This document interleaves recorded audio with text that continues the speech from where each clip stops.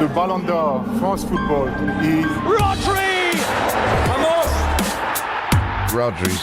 He can just do things other players can't. Rodri doing what he does so well. It's kind of a balance between both defensive and offensive. I always wanted to play that position. You speak to the players who play with him and they are just saying he is the best holding midfielder in the world right now. Lost for words, he can do everything. I don't see a weakness to his game. Rodri pops in the ball. It's a great ball from Rodri. Manchester City have won the UEFA Super Cup. Rodri in to steal it back. How many times do you see him do that, Rodri? Rodri is the most important player in the Premier League for any team. Oh, that is beautiful. He just mazed his way into the edge of the penalty area. He didn't smack it, he caressed it. The best team in the land and all the world.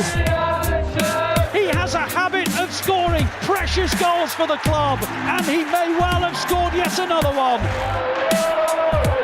¡Se acabó! ¡Ha ganado España la Eurocopa! Sale Rodrigo, elegido mejor jugador del torneo.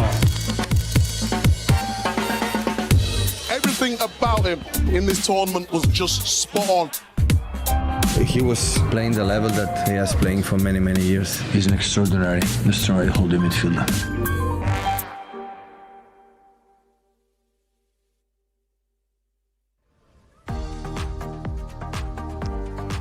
Welcome to Matchday Live.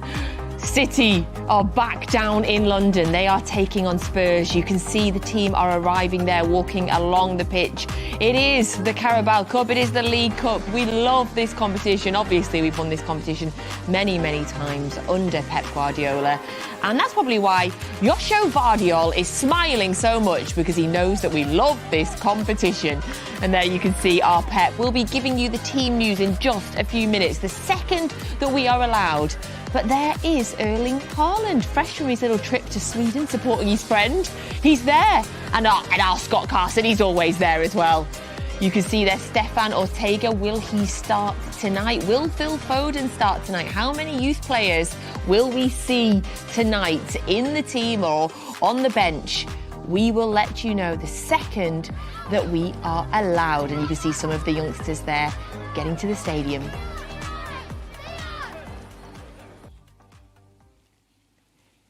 Thank you very much for joining us on tonight's Match Day Live. I'm so thrilled to be in the studio tonight and joined by one of our 99 legends, a man that you wouldn't mess with ever, and I am always very respectful to. It's Andy Morrison. Hi, Andy. Thanks, Nat.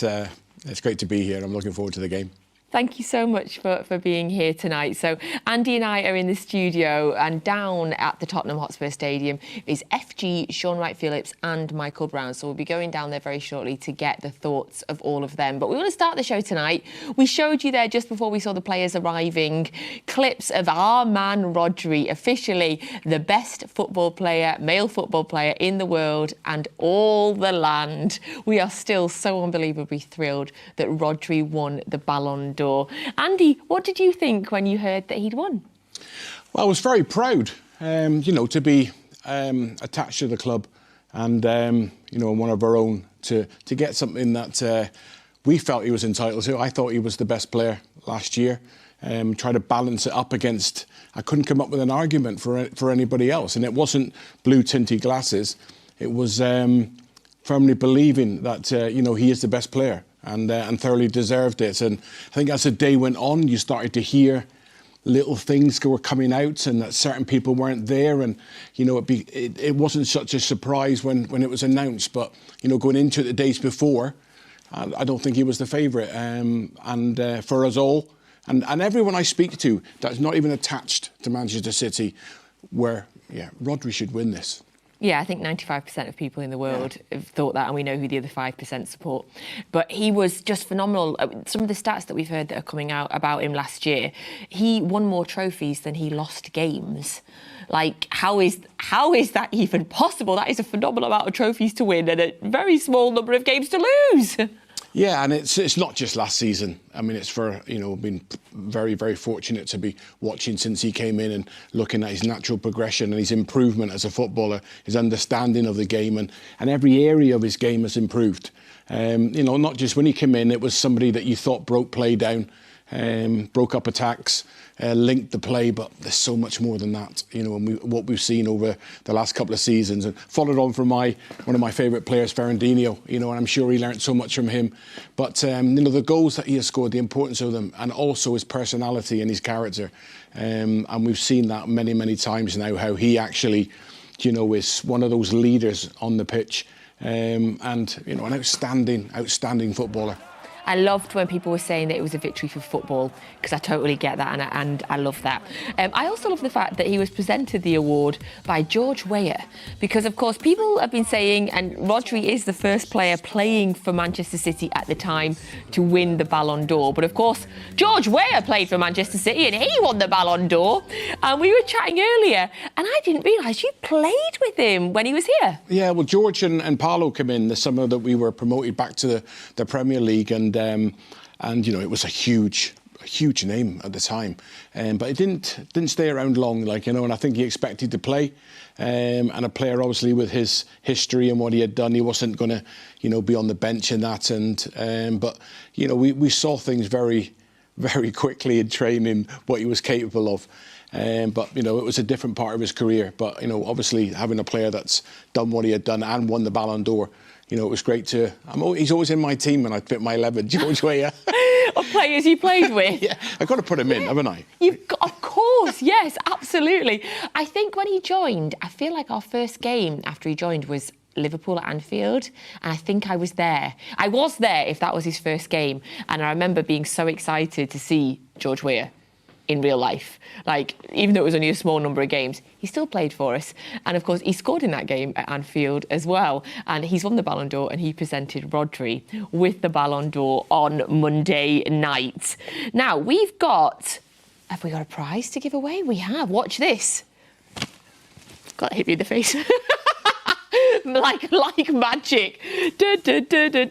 This is a signed Rodri, or I should say a signed Ballon d'Or winner shirt. So Rodri has signed this home shirt, and you have the opportunity to win it. So all you have to do to be able to win this shirt is get yourself onto the website, and it's mancity.com/Rodri2024, and you can win this signed Rodri shirt. Oof.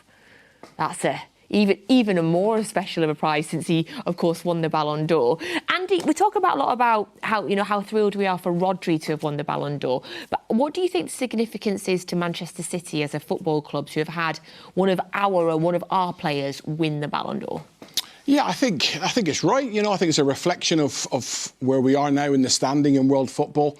That I think Erling was really unfortunate not to have won it. Doing the treble, the Champions League, and also the goals that he scored.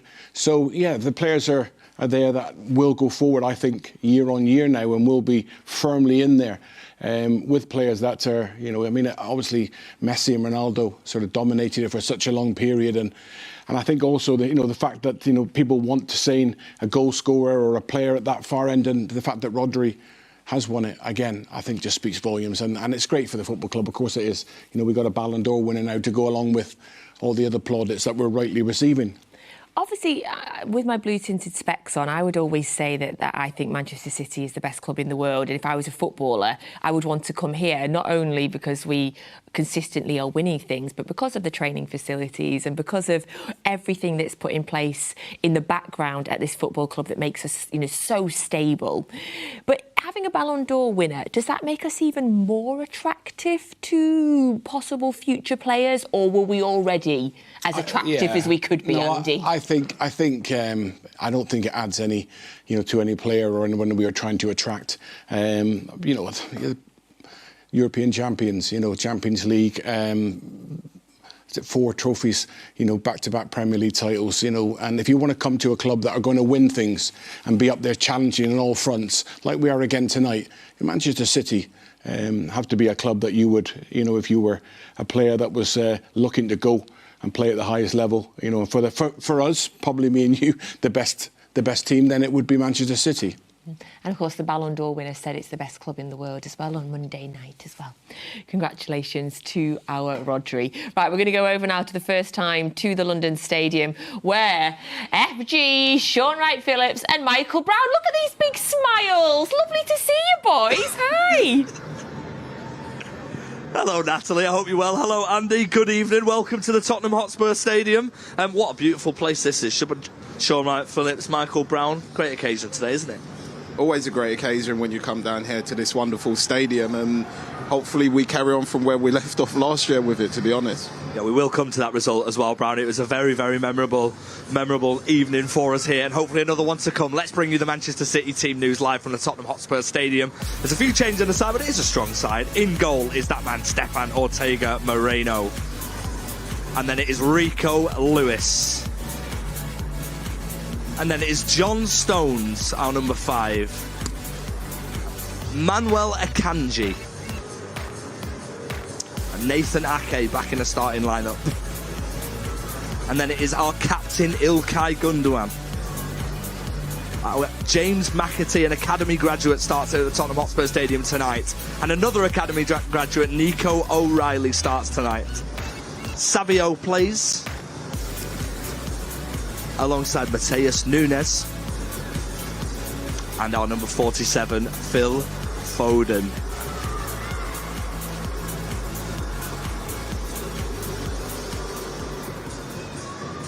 That was a very cool graphic. We'll bring these substitutes for you in a minute. Michael Brown, you were laughing at something there. I know what you're about. It just give you a bit of time, didn't it? The teams, it was nice and easy. You got used to it. What interested me right there is that you knew already who was playing alongside you, so you might as well deliver the formation as well, FG. Well, listen, I'm joined by the experts, so we're going to move that straight away to you. I mean, it's a tough one to work out, isn't it? Who is going to play where tonight, Michael Brown? Well, that is the question always, isn't it? When Pep sets a team up, you go, well, OK, is it Rico Lewis is going to play at right back? Is Nathan Ake going to play at left back? He hasn't played so much, so will he play a central position where we see John Stones out there? So lots of options for Pep. He'll want to get an extra one in the middle of the pitch. I think that's a given, isn't it? When you look at that holding midfield player, that area, that extra one that we certainly need in there. Nunes played out on the left-hand side. Will he come back in? And obviously the striker, Shaun, as well, who's a false 9.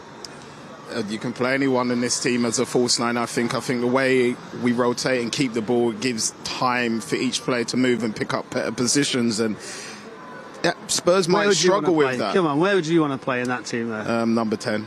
Number 10, of course you would, yeah. No responsibility. Number 10. He was all right, actually. He trapped back and helped his full-back. But it's amazing where he wanted to play. The true Shaun Wright-Phillips was coming out. He's thinking, I'll be the luxury. Thank you very much. Yeah, we had absolute pleasure in watching you play wherever you wanted to play for us, Shaun Wright-Phillips. Let's talk about Nico O'Reilly, an academy graduate, starting tonight at the Tottenham Hotspur Stadium. We had the pleasure of watching him on the pre-season tour, and that was sort of his breakthrough moment.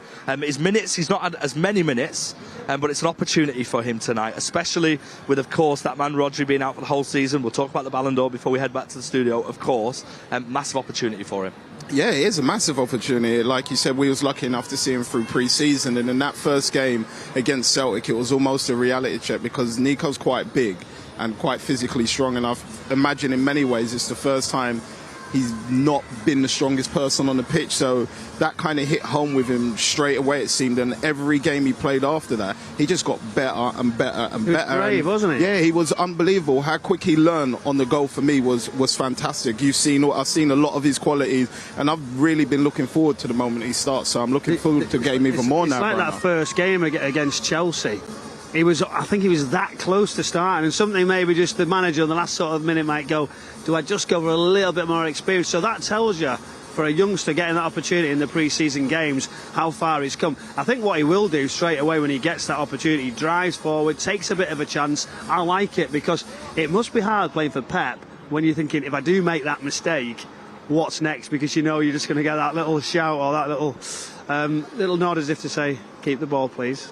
How important is it for someone like Nico to be super, super brave and be able to express themselves as well? He's going to be next to Ilkay Gundogan in midfield. He's got experienced players behind him that he didn't have on the pre-season tour. That's going to be important. Well, does that give him a little bit more licence to be a little bit freer? Is it just a case of getting the minutes in the tank, but also... It's so tough because...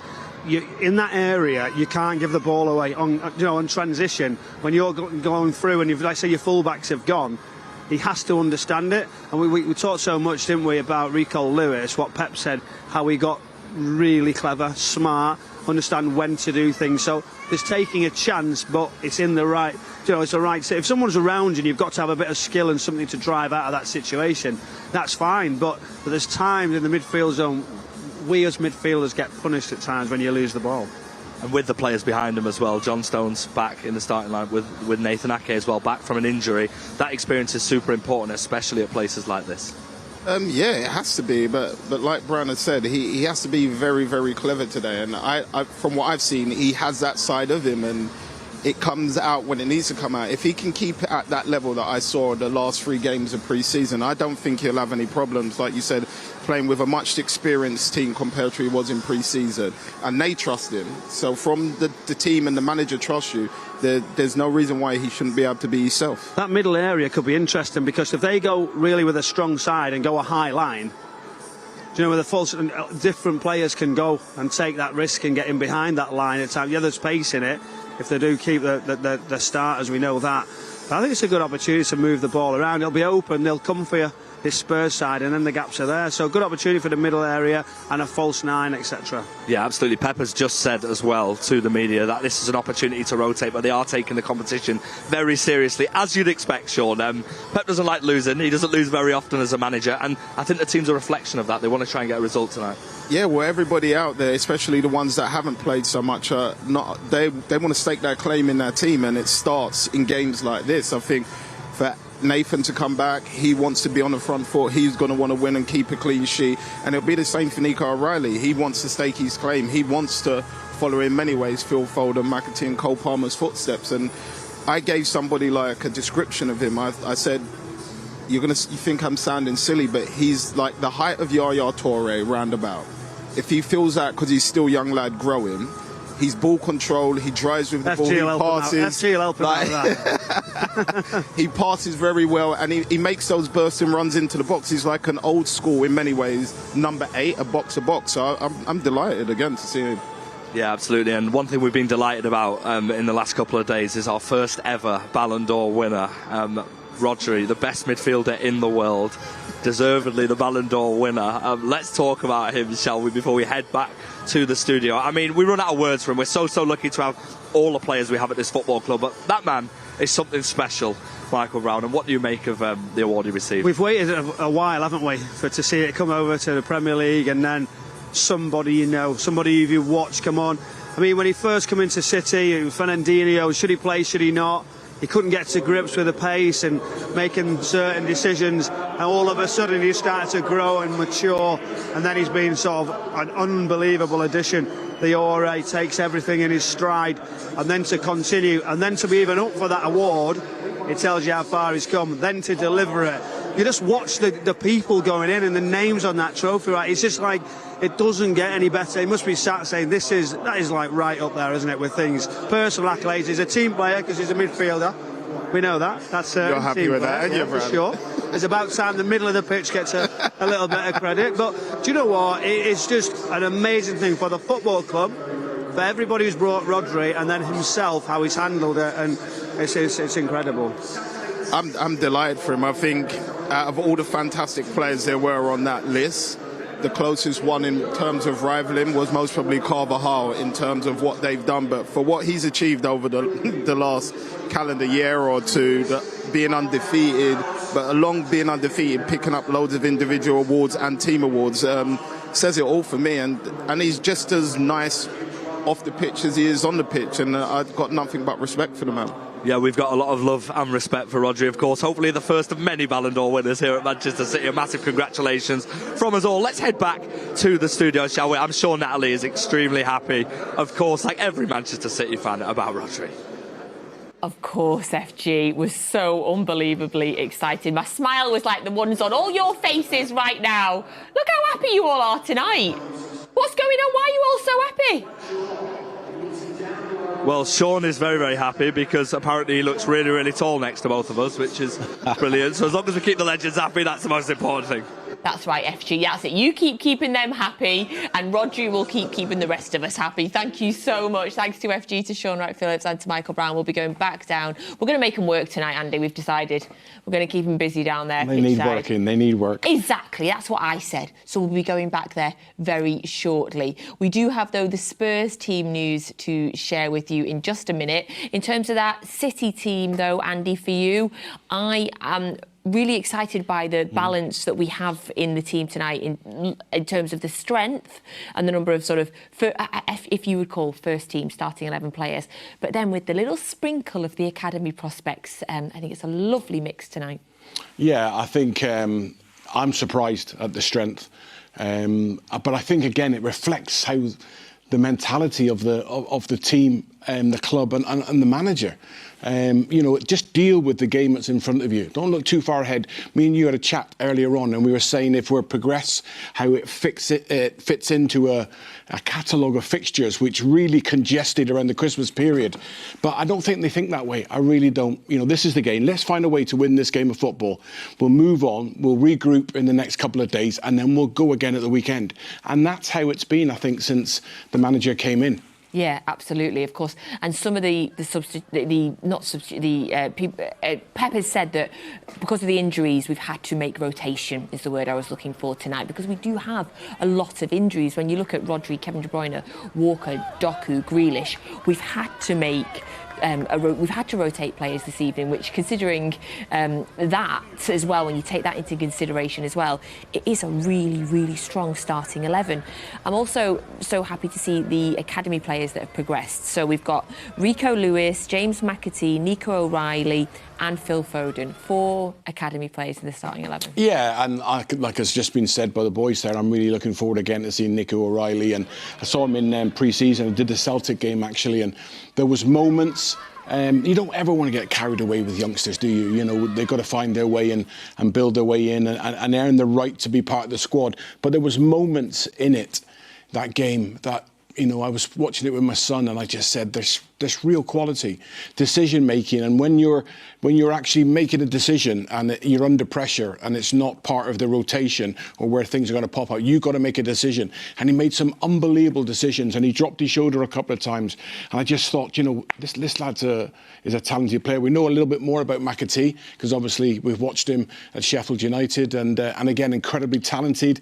Kind of that mode of Phil Foden and David Silva, the way he carries the ball, the way he can receive it in tight areas and rarely gives the ball away.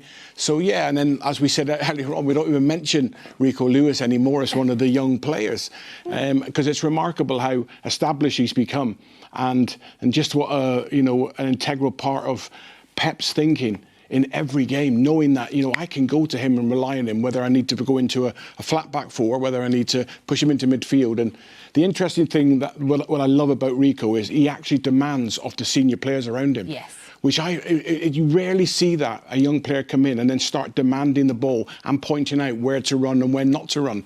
Remarkable understanding and IQ of football for somebody so young. And we just expect to see him in the starting 11 now. Yeah, it's no surprise that. Yeah. It was the young boys in, but now we don't even talk about it. And, when we look at that, the rotation, but still the base of the team, that back four, we'll Rico, John Stones, Ake and Akanji.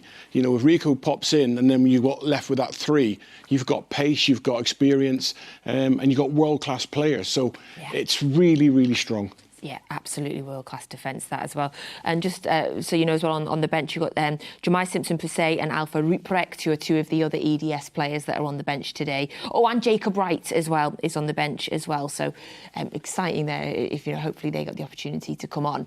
So we know the Manchester City starting 11. Let's have a look now at the Tottenham Hotspur starting 11 for tonight's game. And so I make it 5 changes from the team that lost to Palace at the weekend. So in goal it is Vicario, and then it's Gray, Romero, Dragushin, Van der Ven, Sarr, Bentancur, Kulusevski, Johnson, Solanke and Timo Werner. You can see the subs there on screen as well. So I do, like I said, I think that's 5 changes from the team that was somewhat surprisingly beat by Palace at the weekend. It's been an up and down season so far for Spurs, currently sitting 8th in the Premier League, won 4, lost 4 and drawn 1. But of course, we know, we've all heard Ange Postecoglou has come out in the summer, or come out not too long ago, and said he always wins a trophy in the second season, Andy. Well, surely this is his best chance of a trophy if they can get past us. Yeah, I did think when he said that, I thought, fair play, stick your chest out and, a little bit of, ego that's in there and belief in yourself, because I think questions were being asked at that point. But it's a massive statement to say, I always win a trophy. When you think of how difficult it is. You got the FA Cup, you got the League Cup and the Premier League. So massive statement and fair play to him, but he's going to have to beat a very, very good City team tonight. And there's more. It looks weaker than what I expected. I thought it would be the other way around. With City being slightly more, unfamiliar lineup and trying to work out who would be playing where. But I'm looking at that team and it doesn't stand out clear to me. So it'd be interesting. Yeah, if we look at the bench tonight, they've got Richarlison on the bench, Maddison on the bench, Udogie, Porro are on the bench, and Bissouma, who are players that sort of regularly play. In terms of that starting 11 then, if we're looking up front, obviously Dominic Solanke was a big money move for them from Bournemouth to Spurs in the summer. He had an incredible scoring season last season. I've been following him closely, Andy, because he's in my fantasy football team, and I'm thinking of selling him because he hasn't been scoring that many goals yet. But obviously it was a big money move for him in the summer. Does he need time to settle? Are you still worried about him tonight? Absolutely. There was a slow start and then a little run where I think he scored 3 and 3, and then maybe gone off a little bit. But listen, you don't pay that kind of money and do the numbers that he did last year unless you're a quality player. The lads will be well aware of the dangers that he'll bring, and Werner. Flatters to deceive him too many times, gets into great areas. His play and his ability gets him to the final moment, and then the end product is not as what we'd expect from a top Premier League player. But they've got some real threats in there tonight, and we're going to have to be at our very best. Yeah, with Timo Werner, obviously we know very well Champions League winner Timo Werner. But since he won the Champions League with Chelsea 3 years ago, it feels like things have gone a bit downhill for him. Went to RB Leipzig, has been loaned to Spurs. I think Leipzig are hoping that Spurs are going to buy him, but at the minute it doesn't look like Spurs are going to buy him. This seems like, though, a big opportunity for him tonight, Andy, and I almost feel a bit nervous because he's not had many opportunities, and I think he needs to prove himself to Spurs. Yeah, I'd imagine as a manager you'd be frustrated because he gets into some great areas, comes to the final moment. See a lot of times where he gets through with his pace and his movement, but it's confidence again. And you need goals. And as a front man, the energy comes from you, and the confidence saps away when you keep missing them chances. I think it was the United game that they won 3-0, and I mean, if he had took his chances, it was 6 or 7 with the opportunities that he had, and let's hope he doesn't find that form tonight, Nat. Somebody that does have form, though, in that Spurs side is Brennan Johnson. Yeah. Again, a big move for him from Forest to Spurs, and he's been flying at the start of this season. He's been really impressive. Yeah, I think he was at 6 and 6, which is remarkable in the Premier League to do that. And just, always kind of like under the radar, obviously, when you think of the strikers that have been there. But, playing off the right and, scoring goals and finding form. And other parts of his game as well have improved. There's pace there, but he works incredibly hard to support Porro when the two of them are together on the right, and they've had a great understanding. And again, there'll be a danger there tonight from him. It's disappointing for Spurs, but probably good for us, is that Son is still out. Sonny's still out for Spurs. He's still injured. I mean, he has been the central, pivotal star man of this team for so many years now. So really disappointing for them. As I say, probably good for us, but also does give Brennan Johnson and Timo Werner an even bigger opportunity tonight. Yeah, I mean, if Son plays, he's been a thorn in our side on so many occasions. I can just picture him, just getting the ball on the left-hand side and drifting inside and bending balls in the top corner and also counter-attacking. Let's look at this again, shall we, Andy? It's just such a threat. and direct. Yeah, I mean, it's a great finish. It's a great finish, and we've seen it, I think, in the Champions League when we played at the Etihad. You know, the dangers, and listen, we want to see the best players and we want to test ourselves against them. But you know, I think it is a bonus him not being there tonight.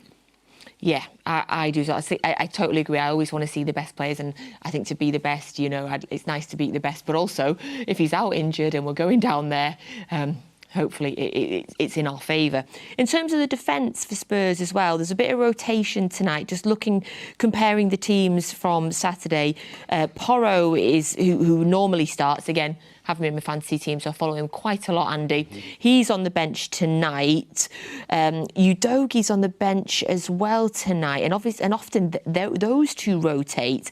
But Van de Ven does start. Young player, seems to be perhaps one of the most sort of young up-and-coming defenders in the league. Have you been impressed with him so far? I've been hugely impressed with him. I think, you know, the identity of you know, an Ange team is that they want to press high. I mean, it's the modern way now to try and suffocate a space and believe that you have the pace behind you to deal with it. You know, I'm not sure Romero's anywhere near the same kind of pace as Van de Ven. He is the quickest player in the Premier League, and we recently seen Traore come and cause us problems with pace. And I often think that match-up between them two would be remarkable, because he is so quick that he can be left in any situation in a one-on-one. He probably won't come up against an out-and-out 9 tonight. It'll be a false 9, so that's a different problem, and that'll cause, you know, and I expect us to dominate the ball, Nat, because we'll have that extra man in midfield, you know, so we'll have positions where we have 4v3, 3v2. We're always going to have an overload, so I expect us to have a lot of possession, and then at that final moment arriving at the right time. Ooh. OK, I'm going to exactly look out for that, Andy, because you're rarely wrong with these tactical decisions. Thank you very much. Right, we're going to head back over now to the London Stadium where, FG, where's Shaun and Michael? Well, you know what it is, Nat? They're just behind me and they're just enjoying themselves watching the goalkeepers we're busy. warming up. Two legends enjoying the beautiful game, eh? We're back live, gents, so we'll busy. They are very busy. I mean, who am I to interrupt two absolute legends? We're watching the warm-up. I mean, what did you make of that, by the way? I saw you having some conversations with our goalkeeper coach as well. Richard Wright was stinging them in with his left foot. Accurate, wasn't he? Very accurate. Scott Carson's headers, though, need to improve. Needs to test Ortega a little bit better. Well, I mean, I'm glad that you've enjoyed that. Of course, our goalkeepers are behind us. They are warming up. We've just seen the Tottenham Hotspur line-up for today's game. Let's talk about their attacking players first, shall we? We'll start with one-man Timo Werner, who, dare I say, might be under a little bit of pressure from a young man who's on the bench today, Mikey Moore. He's been brilliant, and there's a massive hype from Spurs fans, especially on social media, about how good he's been.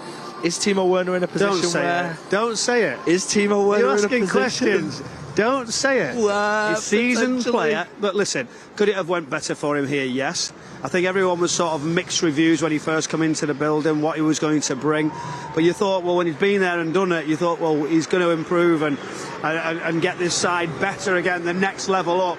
And he's found it tough, and he's been pushed all the way, and they've got a real good forward line, we know that, with all players who can play in different positions. Right, we're just talking about Kulusevski, who can play wide in any position, but you think he might play different today? Yeah, I think Kulusevski will play in his 10 where he's been playing the last few games. He in many ways, he's put Maddison under pressure, because he's doing something a little bit different in terms of... You're under pressure, aren't you? In terms of, like, driving with the ball, scoring a lot of goals. He can do something that it seems like Ange is more wanting from his attackers. And with Werner, I think he suits the way that Ange actually wants to play, but the end product and final third just isn't happening for him yet.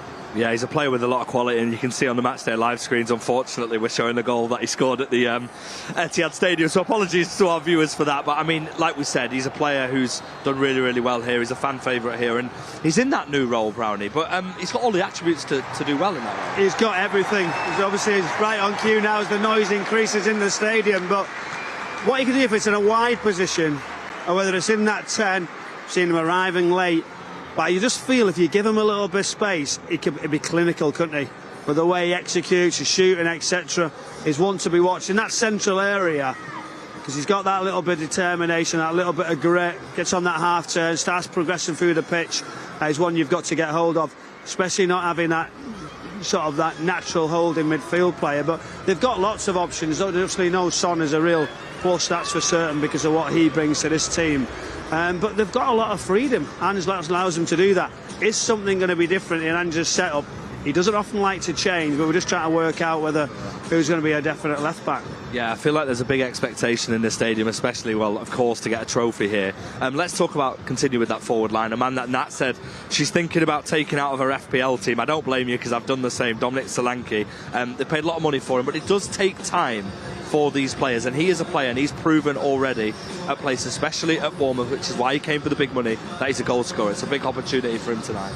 I can understand why you want to take him out, but I think what he's doing for Spurs this season since he's been in the team is a lot. He's occupying 2 centre-backs all the time. I don't think he's had a bad game for them. He might not be scoring yet, but for what the work he's doing for the team is unbelievable. And in terms of getting in those goal-scoring opportunities, he still is, but he's just missing by a fraction, or the keeper's saving it. So the penny will drop at some points, and you know what it's like with strikers. When they score, they normally tend to go on a bit of a run. Like I feel like once he gets up and running properly, I think he'll be fine. I think he's matured so much, the different goals that he brought. That's why the club were interested. What's amazing, though, is Natalie is sacked off Haaland and put him in. That'll surprise a lot of City fans, won't it? Really, it surprised me. Normally, definitely. yeah, it surprised me. But ultimately, these things happen. People make choices. They try to get to the top of the table. That's what she's trying to do. But to take out Haaland, I don't think he'd be too pleased with that. I mean, look, you've got a massive smile on your face. We're seeing the Tottenham Hotspur warm-ups on the screen. But, yeah, we'll come back to that in a minute, because I didn't know she'd taken Erling Haaland out. She had so much success last year without using Manchester United players, but we're not sure what's changed. I've just been told in my ear she hasn't taken Erling Haaland out. She's got 4 strikers now. Is it allowed, is it? Well, we'll definitely come back to that one in a minute. But someone else who's probably good for FPL from a Spurs perspective, or from an FPL fan's perspective, Brennan Johnson. That man has started scoring. He had a really, really tough period where, you know, there was a lot of criticism towards him, but what a way he's bounced back, and what a player. He's a fantastic talent, right? He got some criticism. He just, what he did is just stay quiet, got back to the training ground. Someone I know well, the family, his dad on his development, and he was at Nottingham Forest, and things were going well, but they kept his feet on the ground. He couldn't move. Brentford were really hot on him. Spurs were watching him for a while. That's a typical remit, isn't it? Archie Gray, Brennan Johnson, we've seen for many years that type of youngster, and it'll continue for Daniel Levy at this football club. But he stayed. He got a year in the Premier League.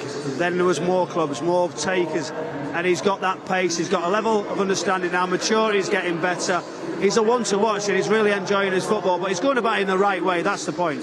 Yeah, he's let his football do all the talking, and in terms of putting himself in goal-scoring positions, and unlike what's happening with Dom at the minute, Brennan's hitting the back of the net, and he needs to keep that vein of form going, and that's the best thing I like about him most, is his consistency. He's playing better consistently now, whereas before it was kind of up and down. He's actually getting used to the way Ange wants to play, and it looks like he's really, really enjoying it.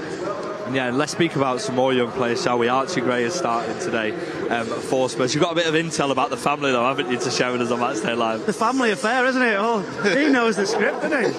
Hey, they're all at it. But Archie Gray, honestly, obviously his dad knows the game, Leeds United, right throughout their family. A good heritage, really fit family. His dad was incredible. He just loved running wherever he possibly could. He's actually got a younger brother it's hard to say, but they're saying could be better than him. Wow. And at a young age, you know how many games he's already played in different positions, different clubs. Obviously now at Leeds United, I think he was a revelation. So fantastic that they're producing more young players. I've actually just been told in my ear by the producer Mark, his exact words, we watched him in the under-18s last season. He was class. Make of that what you will. Big praise, especially from Michael Brown here. Listen, we're going to wrap this up. We're going to what we're going to do, in fact, is we're going to speak to that man, about that man, our Ballon d'Or winner again. I think it's a right time to celebrate it. We'll leave the FPL talk for now, but we'll link to our manager Pep Guardiola about Rodri. What can I say? So, first, of course, congratulate him and all his family and dear friends. It's an incredible news for him, and of course for all of us, for all Manchester City, for our fans. We are so proud of him. I think it's the first time we could never imagine, years ago that one player received this prestigious award. That we are so delighted to be part of it, to share it with him. And yes, hopefully can give him this energy to recover well for next season, be with us again. I think Rodri made an incredible speech, but I think I spoke about personal, the family, and of course Man City, but especially the Spanish football.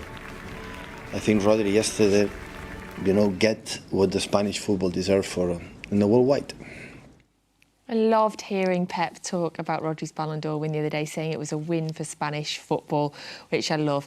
I mean, congratulations again to Rodri. I'll never stop smiling about that or congratulating him about that. And you know what? Even a wind-up from FG and Michael Brown won't take the smile off my face tonight, Andy, because I know where I am in the league, and that is top, my friends. Again, Andy. And still. Again, still. I won it 2 years ago. I came second last year, which was disappointing. I'm currently top. Just so you all know, we have a Matchday Live group with all of the Matchday Live guests that want to take part and all of the presenters as well. I am currently top on 24 points. Just to make that clear, 8 wins and 1 loss for me so far this season. Shaun Wright-Phillips is in 3rd, and I'm just looking down. FG's in 5th. And you know what? Michael Brown doesn't even play. Michael Brown out here trying to give me FPL tips, and he doesn't even play. Smile, smile. I said he wasn't going to take the smile off my face, Andy, and then I went fuming again. I went fuming, and I'll have them when those lot are back on here. Now, I'll have them. Right, that's enough me showing off about my FPL. We've got a special guest joining us on the screen now. I love having a special guest on the screen as well. So we're so excited to be joined because we're switching focus for a minute to City in the Community, and I love City in the Community. I know that you all love City in the Community as well. And we're going to be talking about the recent celebrations of Black History Month. So we sat down with AD, hi, one of the community outreach mentors, to talk about the major role in your development, as well as what Black History Month means to you and to City in the Community and to your participants and the people as well that you all work with in the community. So, hi, thank you for joining us. Hello, you okay? Thank you for having me. Thank you so much for being here today. I'm always fascinated when we speak to people that work for City in the Community, because I know that so many of you have had such an incredible journey to get where you are now. Can you tell us a little bit about your journey of getting here now? Yeah, so my name's AD Luck, I'm 22, and I currently work for City in the Community. I graduated from the charities community and the community coaching degree in 2023. I've got a very strong footballing background, having played football all my life, range of levels. Literally ever since I could walk, I've had a football at my feet. You can ask my mum, my dad, how many things I've broken around the house. So to now work for City in the Community is honestly such a blessing. Andy and I are both smiling at that, because I think we've both experienced that. I have a 7-year-old, and that is exactly like that. But we have an indoor ball, by the way, AD. It is a soft indoor ball to stop the breakages. Yes, exactly. So what's your role right now at City in the Community? So right now I work as a mentor, as part of the mentoring team, specifically working on tackling serious youth violence across Greater Manchester. This involves working as a mentor for a range of different participants and young people. They get referred in to us from different partners. I work in lots of different areas of the local community, including schools, prisons, youth clubs and parks. I also work on different mental health and disability programs, providing fun, inclusive football sessions for a range of different participants. Oh, Andy, the more I know about City in the Community. I've been lucky enough to work with City in the Community so many times, but the more I hear about it, like we were both just nodding along, the more I learn. I didn't realise that we went to such a vast variety of places. How did you get involved with the charity? I got involved in the charity I did the charity's degree. So the degree in association with Manchester Metropolitan University. So that was back in 2020 now. Wow, time flies. But yeah, back in 2020, I was first year uni student, not knowing much about football apart from wanting to be the highest level of football. I didn't know how much football and sports can actually impact local communities until I did the degree. And then from there, just learnt more and more like yourselves. like I just learned there was more and more layers to football and sports in the community, and still learning now to this day. Football can be, we know that football can be such an incredible force for good as well. And of course, that's a big part of what City and the community do, you know, using football to be an incredible force for good. But we mentioned, AD, that it's Black History Month. So I was thinking more about when you're speaking, the variety of people you were speaking to there, from schools to prisons. How important is it that they are able to relate to somebody, to a young black man like you, for the young black people of Manchester? Do you know what it is? Having relatable role models is vital in any situation, as it like puts things into perspective, that your goals and aspirations are achievable and attainable. Just seeing someone who looks like you, talks like you, even comes from a similar place to you, doesn't even have to be the same place, just really opens your eyes to the fact you can achieve anything. Literally, like, no matter what colour you are, no matter where you come from in this life, you can achieve anything. And CITC, I can't put into words how many great black role models there are. Having grown up in Manchester, in the local communities, to now working for City in the community, it's honestly such... I can't speak highly enough of CITC and how many amazing black role models there are across the whole charity. You don't have to look far. Look at Alex Williams, for example. There's so many across the whole board. And hopefully it sets a standard that anything's possible. Anything, no matter where you come from, no matter what colour you are. Yeah. I know the work that Alex Williams has obviously done for a long period of time, and I know how proud he is. And that. What age were you again? What was your age? I'm 22. See, I'm absolutely staggered at how well you speak, and just and how articulate you are for somebody so young. You know, and obviously the message that you're carrying. You know, it's difficult for me to put into words just how important that is, and the difference that you're making to young people's lives is remarkable. And you know, you should be very proud of what you're doing. Thank you very much. Like I said, I'm still learning every day. I'm still trying to get better. There's so much more I want to achieve, so much more I want to do. But I just keep each day as it comes. Brilliant. Keep up the good work. Thank you very much. Appreciate it. Adi, thank you so much for coming on and joining us tonight, and just telling us a little bit more about the incredible work that you and that everybody at City and the community are doing. Thank you. Thank you very much for having me as well. Thank you. Thank you for your time. Wow, you're so right, Andy. Yeah. To be so young and to speak so well and to be doing such incredible things. I do it. I really, you know, I'm just so impressed. I mean, we've got young players out there tonight, and yet we've got a young man there now who's not actually on that stage. But look at the impact he's making, not just for the football club, but in the local community. You know, and you know, feel really proud of what he's doing. And I just was so impressed with the way he spoke. Me too. And always big up to Alex Williams as well. 100%. Oh, we love him. I still love popping when he pops up. Still, even though he's retired, he's still popping up around the ground. And it's always such a pleasure to see such a shining light as well. So thank you so much there again to City and the community. So it is Wednesday, the 30th of October, which means, Andy, that tomorrow is Halloween. Do you like Halloween? I love Halloween. Are you dressing up? No. No, I love the kids coming round in that, and they get some sweets and then told to run along quickly. Yes. Oh gosh. Well, I'll be out tomorrow on the streets with my son going trick-or-treating. He absolutely loves it. And people are very generous, you know, Andy. Our house is going to be full of sweets tomorrow. Well, of course, this is the closest game that we had to Halloween, which made us kind of think.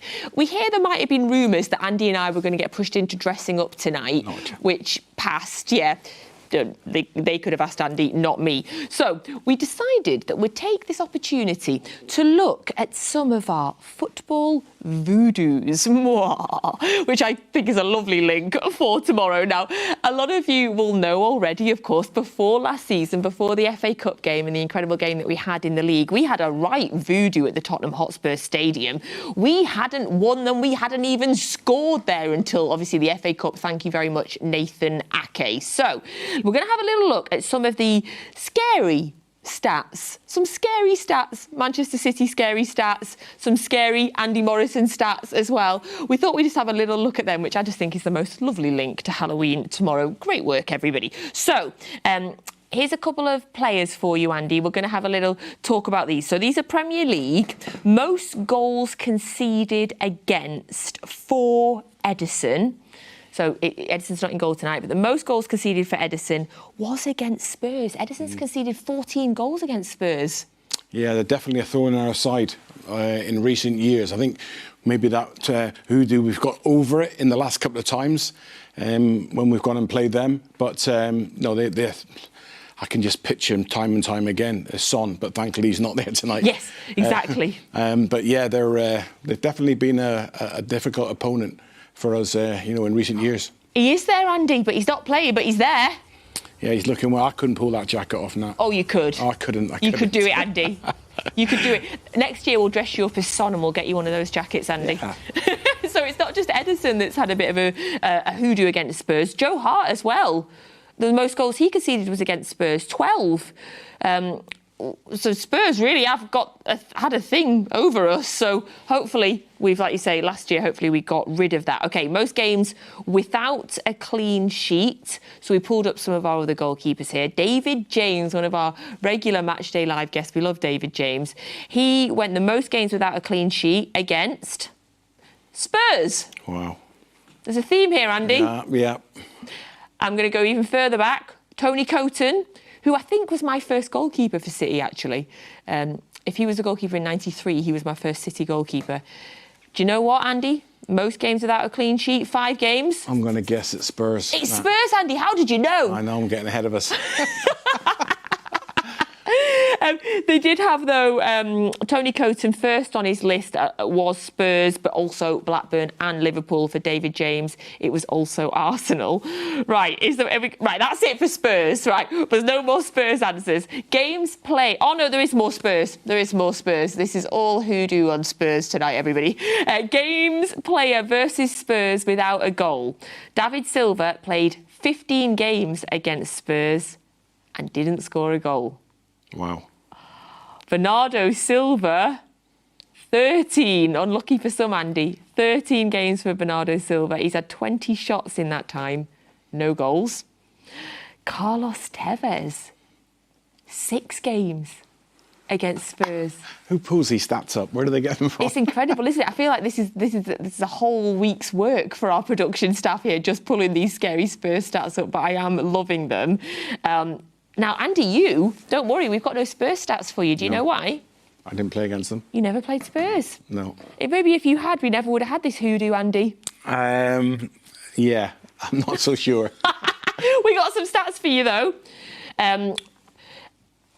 Now, do you know there was one team that we could find that you'd never beaten? Any idea? Playing against? God, I thought it'd be plenty.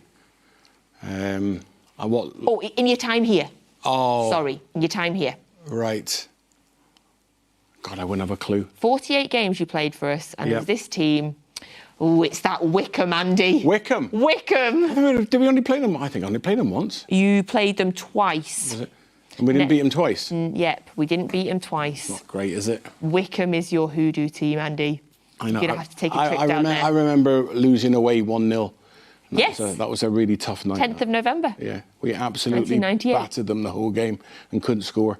But that was a difficult part of the season. Yeah, part of the journey, yep. Before we turned it around and made the story that it was. OK, last game at City. Oh, can you remember your last game that you played for City? Liverpool. Yes. Liverpool away? Liverpool away in the FA Cup and we lost 4-2. Yeah. Yes. Yeah, that was a tough day as well. I don't know if these are spooky anymore or just sad, these stats. Just making me feel a bit sad. I think we need to start talking about Rodri again. Come on. Yes. OK. Right, in the Premier League, you managed 216 minutes across 3 games. Results were, this is for City, a 1-1 draw away at Coventry, a 4-0 loss at home to Leeds, and a 1-1 draw at home to Liverpool. Yeah, I remember the Leeds game. That was a tough night. That was a very good team, Leeds. And again, the Liverpool game, was it 1-1? It was 1-1. 1-1, yeah. That was a good game, that, actually. I remember Gerrard, a very young Steven Gerrard, just broken into the team. And everybody afterwards saying, the young boy in midfield was decent, could possibly have a good career. Yes, it is. OK, we're going to end it with a nice one, Andy. Can you remember the Manchester City player when you were here that you played alongside the most times? In every single game you played with this guy, actually. Weaves? Weaves! Is it Nicky? Yeah, it was Nicky. You played 48 games for City and Weaver played all 48 of those. Do you know the second? Have a guess? Gerrard? No. Shaun Goat. Shaun, the goat. 43 games you played with our Shaun. Yeah. Should we see a goal? Yes, let's have a throwback to 98, 99 or 2000. Oh, that's 99, 98, 99. Andy, talk us through that. That can't be a centre-half doing that, surely. That was a centre-half, Andy. Yeah, a little 1-2 with the goat, and then I think I actually, I just headed it to the goat, dropped my shoulder, and then I just closed my eyes and just hope for the best. That's definitely in my top 10 now. I think I only scored 10. That's going to be high up there on that top 10. I can do well. I scored a couple of volleys, but over my career, but I think that was the pick. That was the pick. Who was that against? Can you remember? It was Oldham away. Oldham away, was third it? Game. Yeah. That was a remarkable night as well. It was full of City. It was a really strange. I'd only just come to the club. I think we won at the weekend. Then we went to Oldham midweek, and it was, I think. Another one of yours, Andy. Yeah, that's a header against Burnley. Well above everybody. Yeah, it was 6. I think we were 6-0 win that actually. Yeah, so I can remember most of them because I didn't score many, Nat. It'd be a lot more difficult for the GOAT if he was here. I'm trying to remember which. Oh, yes, one of his 106. Absolutely. And that's a stat that's burned in my memory. Thank you. That was fun. I did enjoy that, and I'm still really impressed that somebody went and did all of those stats. But it's not just you that we've got some scary stats for, Andy. We're going to go back over pitch side now. And we've also gone and got ourselves some scary stats for Shaun and for Michael. And do you know what? I'm sure if we looked at e-gaming, we'd find lots of scary stats for FG. Yeah, thankfully there is no data on scary stats about me and esports. I did beat Shaun Wright-Phillips on tour though, with Julian Lescott. Do you remember that? Don't know what you're talking about, to be honest. Listen, let's talk about the stats, especially of this place, okay? The Tottenham Hotspur Stadium, Michael Brown. For so long, Manchester City didn't score a goal at the stadium. They struggled to get performances, and then last season that all changed. It must have been mentally quite difficult for such a great team to have that voodoo hanging over them. Well, whatever you want to call it, when a team starts getting results against you, it does start to travel, it does start to build up. The side that you're playing against start to get more confident, knowing that they're getting a little bit of joy against you. And what Spurs kept doing was the counter-attacks. We were flying, going really well, some massive games, whether at home or away, and it just didn't seem to be. And then coming to this stadium thinking, please, can we score a goal? This is there waiting, it's a great place, and it just wasn't a bit. But all of a sudden, time, especially with this team, there's certain teams where you'll go a lot time, and this side just keep coming, and you can see that we're always going to take that away. I mean, that first goal we did score at this stadium was met by a massive roar by, I think it was 9,000 Manchester City fans here in the Cup, Shaun. When that first goal goes in, and that result, the first result in the Cup, goes your way, then you head into the league game, and we all know about the importance of the league game here, how important that was, how massive that result was to make us 4 in a row champions, of course. Do you think the fact that we got over that sort of not scored a goal at the stadium thing changed that preparation for that game? Yeah and no. I think in many ways it's like Brown has said, is sometimes teams, just for whatever reason, no matter how well you play, seem to get the better of you. And every time City have played Spurs, it's not that they played badly, they played really, really well. But when you have people like Son Heung-min and the counter-attacks that they're doing, oh, now I remember that header. Last year I was there, weren't I? So, yeah, they will always cause a problem because of the way they play, but also the way they play now plays into our hands a little bit as well. They're a bit more adventurous, and it opens up chances for us, so hopefully that happens again today. It's a different side now, where they would have been in the waited, in order that channel, you're thinking, there he is, Son again, just waiting for the chance, and he drifts.